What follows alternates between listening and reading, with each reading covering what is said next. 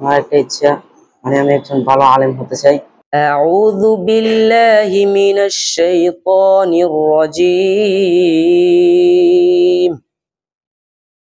বিসমিল্লাহির রহমানির রহিম। আলহামদুলিল্লাহ, আমি অত্যন্ত খুশি এবং এর জন্য আল্লাহ পাকের শুকর আদায় করি। আল্লাহ পাক রব্বুল আলামিন আমাকে যে একটা আমানত দিয়েছেন, আমি মোটেও অসন্তুষ্ট নয় যে আল্লাহ পাক তাকে পৃথিবীর সর্বশ্রেষ্ঠ মহৎ নিয়ামত দান করেছেন। আল্লাহর কোরআন হেফজ করার যোগ্যতা এবং মেধা দান করেছেন বলে আজকে হামিদুল্লাহ হাফেজ হইতে পেরেছে।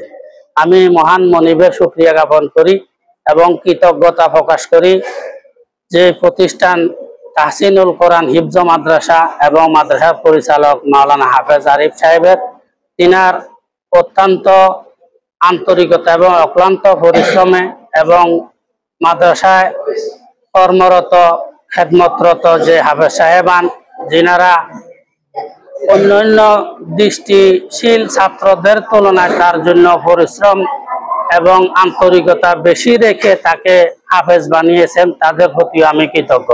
এবং আমি হামিদুল্লাহর একজন দরিদ্র আলেম পিতা হয়ে তার জন্য আর্থিক যে আমার পক্ষ থেকে সাপোর্ট দেওয়ার দরকার ছিল, যদিও প্রথম কয়েক মাস আমি যৎসামান্য প্রচেষ্টা করেছি, কিন্তু এরপর আরিফ ভাইয়ের আন্তরিকতায় আমাকে হামিদুল্লাহকে হাফেজ হিসাবে প্রস্তুত করতে গিয়ে পরবর্তীতে আর্থিক সাপোর্টও উনি আমার থেকে আর নেন নাই।